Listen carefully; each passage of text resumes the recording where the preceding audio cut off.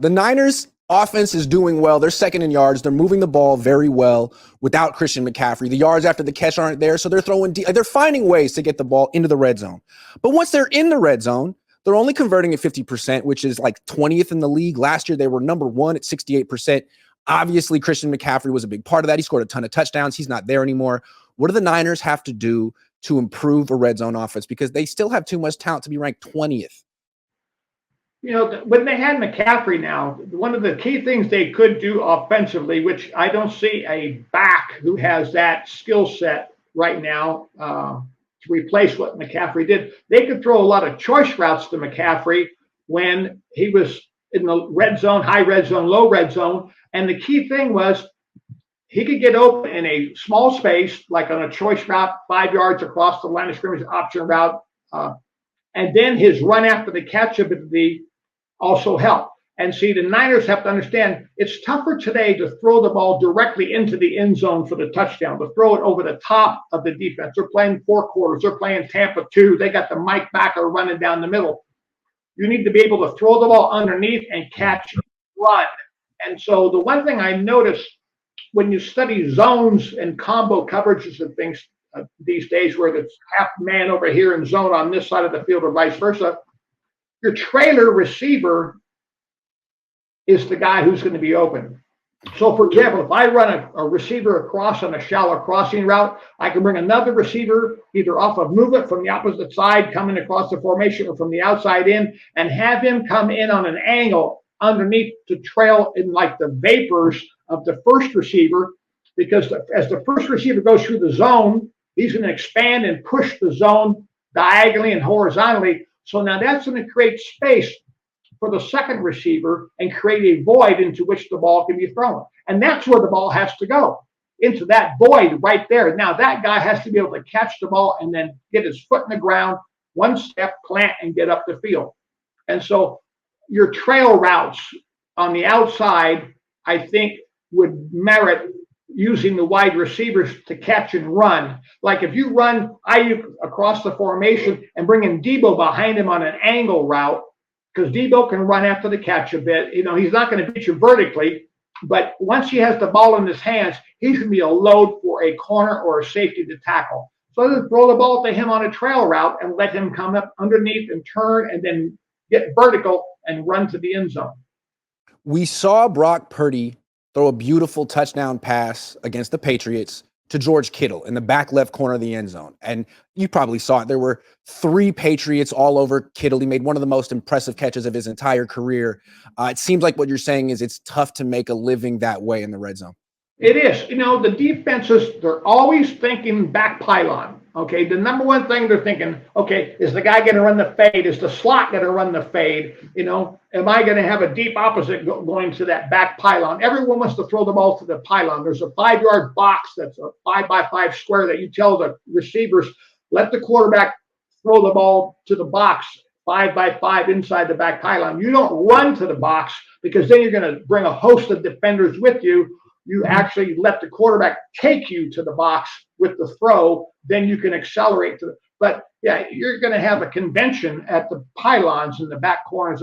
How many balls you watch in a game on Sunday, they get inside the 20-yard line, the first throw to the back pylon. Yeah, absolutely. And so I think what's interesting is with McCaffrey, sure, great running back, you can hand him the ball, he'll score, but also like just the ability to throw it to him in the flat on a choice route, a relatively safe throw in the red zone. He can get open, he can make a guy miss, he can score a touchdown. That's a really easy way to score. Ayuk can't do that. Kittle can't do that. Debo can, but he can't run choice routes like Christian McCaffrey at all. So it's interesting, like, what about throwing the ball to Jordan Mason a little bit more in the red zone? Like, he can break tackles. He can't run choice routes like Christian, but what do you think? Well, the thing about it is, you know, you can design a couple things to where you can get the ball to him, even out of the backfield with some blockers down the field and run some slip screens and some things like that with him having the ball in his hands. But yeah, he's not going to be the guy who can run a dodge route or a choice route up the field. And, you know, that's made it more difficult for the Niners to score in the red zone, especially when you get into the low red zone. And you've got to have a run game that you're willing to call to be able to attack even in 11 personnel. Where are my crack tag schemes where I'm pitching the ball, pulling linemen and blocking down and sealing to the inside with the wide receivers? And ball on the edge to where now if I'm pitching it to Mason, now a corner and a nickel secondary player is going to have to come up and make the play. And I've got an offensive lineman out in front blocking for him also on the crack tag schemes. It's interesting yesterday. Oh, go ahead. Sorry. You can do it with the 2-man scheme or a 3-man scheme. We used to call it taxi and cab are the plays on the crack tag concepts to get outside. It was interesting yesterday. Chris Forster, the run game coordinator, offensive line coach, did his press conference and was asked, what's up with the red zone offense? And he said, it's on me. I keep suggesting run concepts. First of all, he said, we're not running the ball well in the red zone at all. And I keep suggesting run concepts to Kyle that aren't working. So you always love it when a coach blames himself. It's clear privately, he probably doesn't think it's all on him. But he said the run game isn't working and the concepts they're calling aren't working in particular. I mean, have you seen anything? I like the idea of getting Jordan Mason on the edge as opposed to just running him up the A-gap all the time.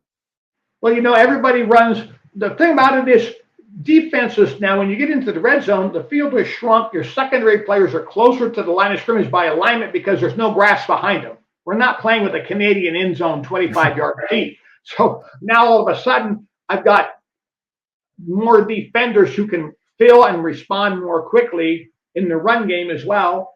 And I've got to say, okay, where are the weak spots? And most of the weak spots, if I can leverage the edge of the formation, are out on the perimeter. I've got to get a guy out on grass, and I've got to get players in space and make people have to converge and try to make angle tackles and try to get a physical mismatch with a bigger back on a smaller DB, and hopefully the back can punish them enough to where we can gain yards. When you were coaching with the Raiders were famously known for speed on offense and the ability to stretch the field vertically. When you got down to the 6-yard line, how did you use that speed? Well, we flipped the field from a vertical concept to a horizontal concept. And so now, you get guys like Branch and, you've got other great receivers in Jet and Timmy Brown and, Mervin Fernandez and James Lofton and Willie Galt and Sam Grady and guys who could run, track guys. And then now we ran a lot of the crossing schemes with reads versus zone versus man. And, that's another thing I noticed. The receivers have to have options. I got to run you on a crossing route, on a sneak route, or on a flanker drive like a Jerry Rice concept or Timmy Brown on a shallow cross. Hey, if it's zone, you're going to sit down in the opposite guard tackle box on the other side of the formation. If it's man-to-man, you've got to be able to come across at an angle. Now, I've got to make some kind of a stick move or give a feeling to the defensive back to make him chatter and freeze his feet. Then I can accelerate away from him. We have too many players nowadays who just run. Versus man-to-man, you cannot just make it a flat-out foot race. You've got to have a stick or a stem in your route to disrupt the DB, to make him hesitate and pause like a stutter move, and then I can accelerate and get quick separation. Then, bam, the ball's got to be there now when I have that quick separation.